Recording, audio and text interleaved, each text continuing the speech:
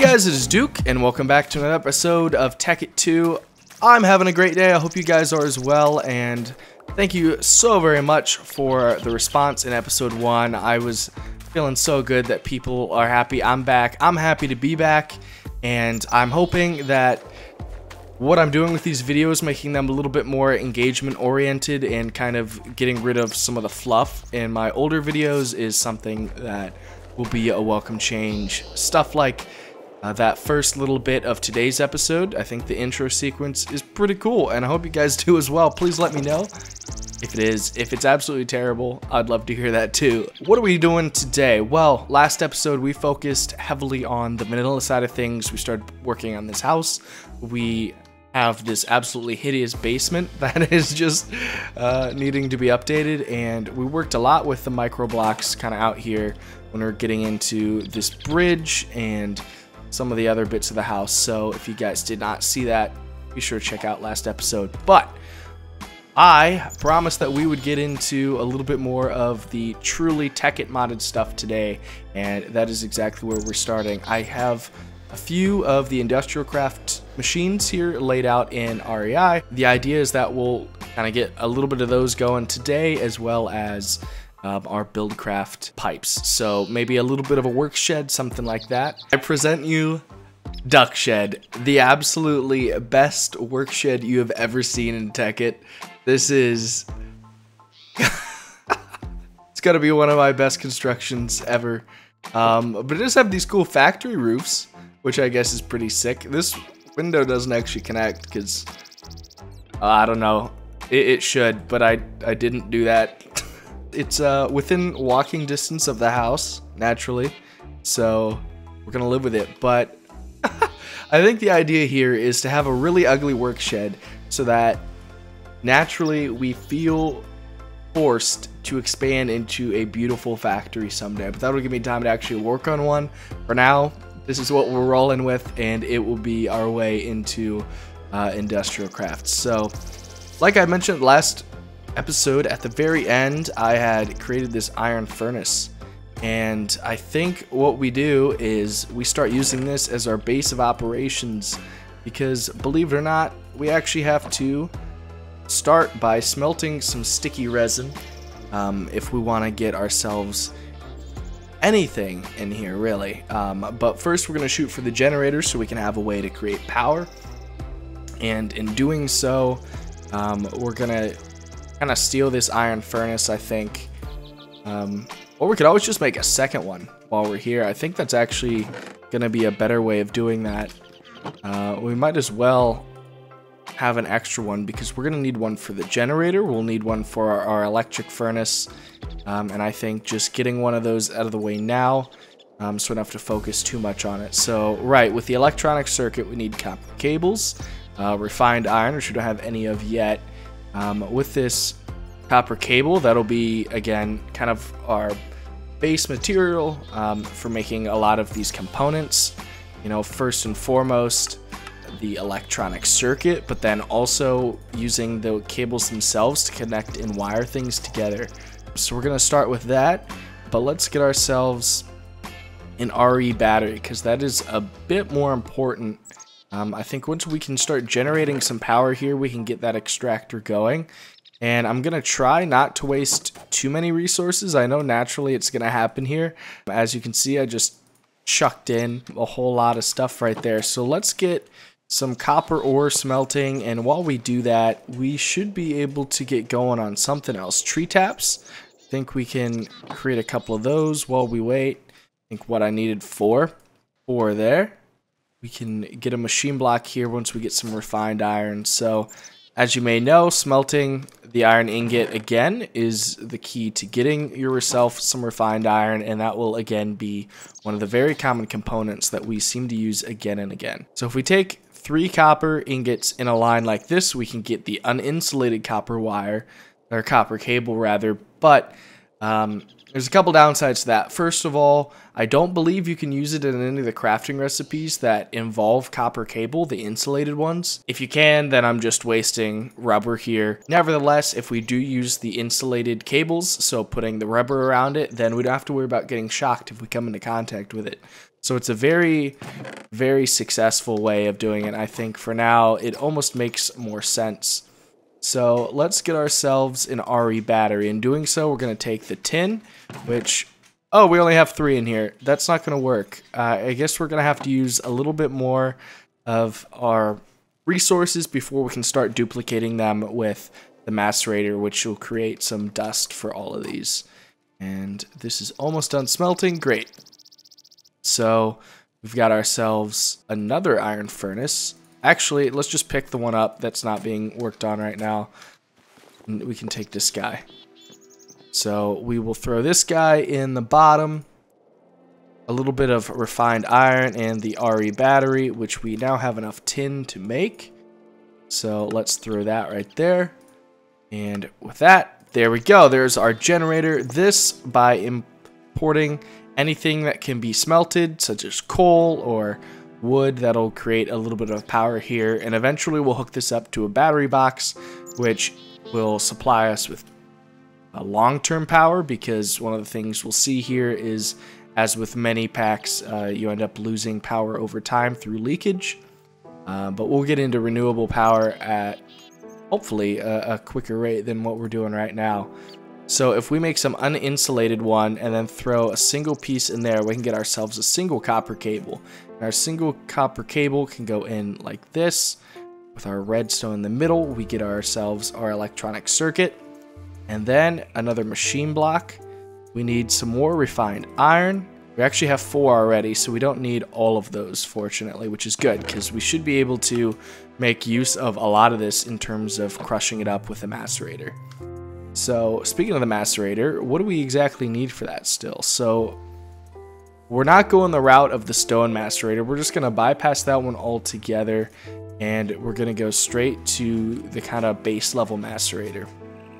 It's really the intermediate stage, but I feel like the stone macerator almost acts as like a prequel, and back when industrial craft was really kicking off, I don't even remember the stone macerator. I just remember always going straight to the block labeled macerator, and that seemed to be kind of the best bet. We are going to create ourselves an extractor here by creating a machine block, which is just 8 refined iron in a circle like that around the edges.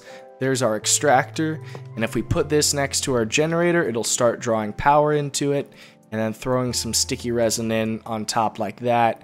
We'll start going from 1 rubber from every sticky resin to 3, which is obviously a significant portion.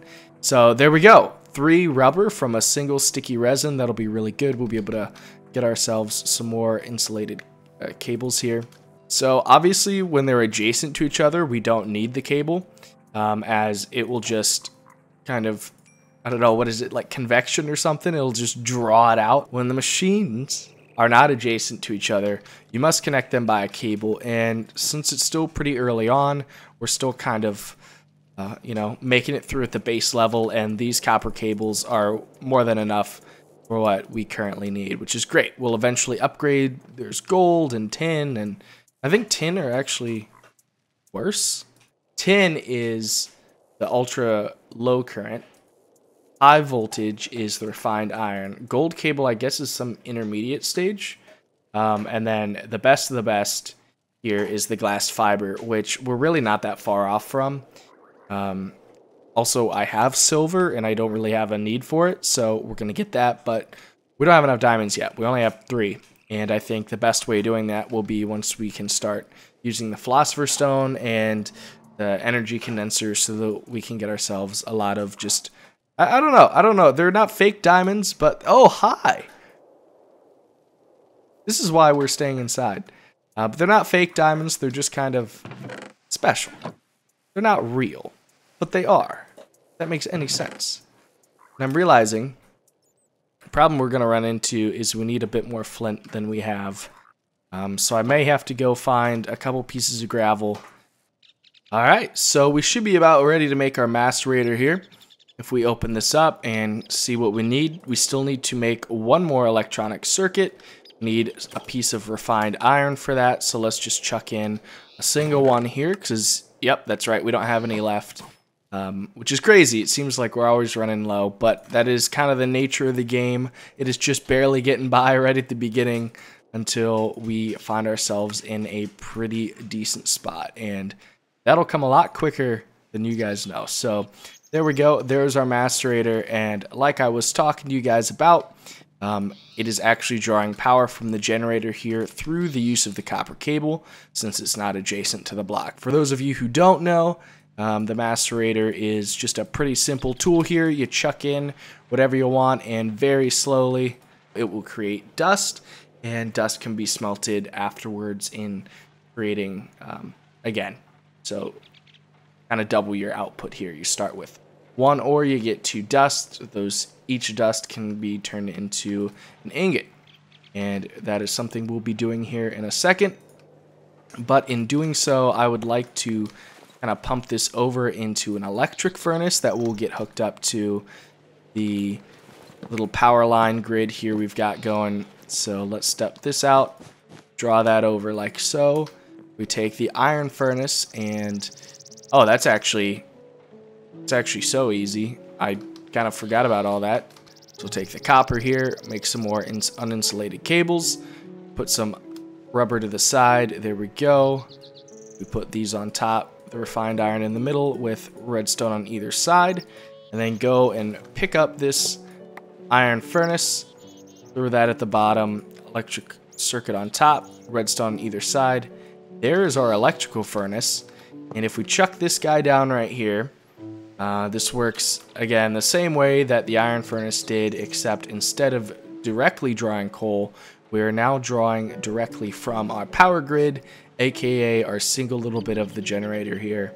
This seems to be working, so it can run all 3 at its base level. That's pretty good.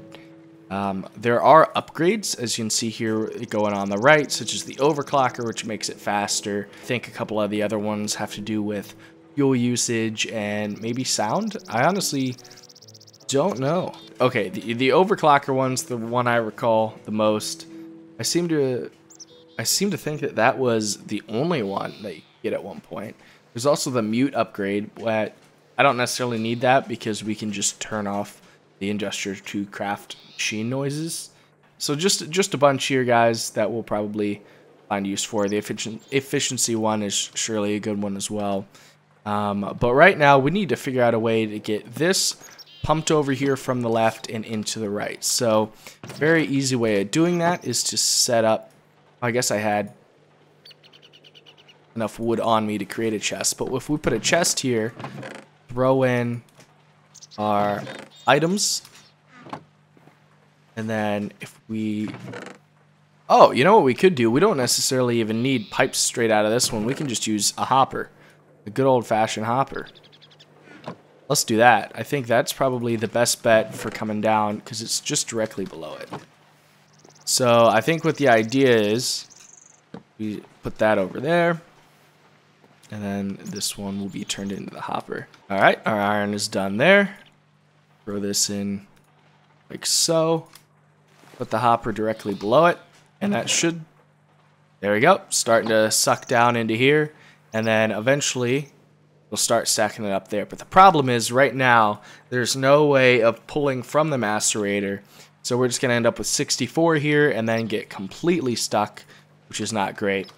So we need to work towards some pipes, and we get some wood ones and some cobblestone ones. That'll be all we need to do for today. So there is wood with glass in the middle, and then that'll get us our wood ones, and our cobblestone is the same. We also need a couple engines.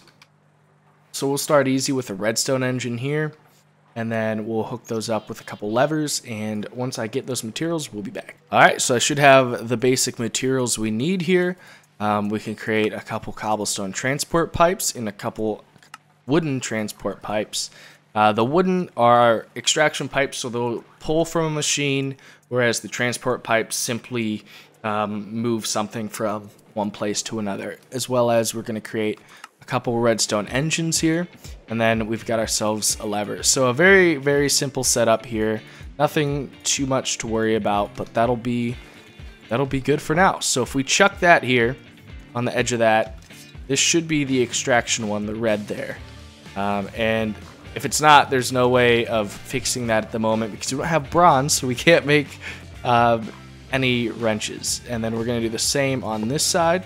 Same setup there, have that facing down. And then, hypothetically speaking here, if we flip this, there we go. It's starting to pull it through. Oh yeah, tin dust. Let's turn this one on. There's our tin. There it goes. That's automation, baby. That's it. All right. Woo. All right, so we've gotten to the point where I am burning torches in the generator to make enough power to run this anymore. So as you can probably tell, I did end up running through the rest of my coal, which of course becomes a problem because now I have no way of generating power efficiently. I would not rely on torches. I don't think that is a good idea. So we are now in a position where next episode we need to find a source of renewable power. I did take this guy off. Oh, that's interesting. The purple and black particles coming off that. That's weird. But I did try using that on the generator itself just as a potential option because honestly I forgot if that worked or not. It did not. So it's back in its original place, and I think that basically means we're going to wrap today's episode up here. I am very satisfied with this little automation that we got going. It's not anything special, but it's a great start, and I think, you know, this kind of was good. You know, we have a lot of tin, we have some gold, a little bit of aluminum, a little bit of copper, and a little bit of iron, and we're just gonna run out of torches here before we know it, meaning we're gonna be completely out of new materials, which is unfortunate, but that will only give us the more reason to really spend some time in the next episode getting renewable power, or at least a better power source than this, because this generator is absolutely hurting me deep within. So I hope you guys enjoyed. If you did, please be sure to leave a like and comment down below what you'd like to see next. But this has been Duke. Hope you guys had a great day. I will see you next time. Bye bye.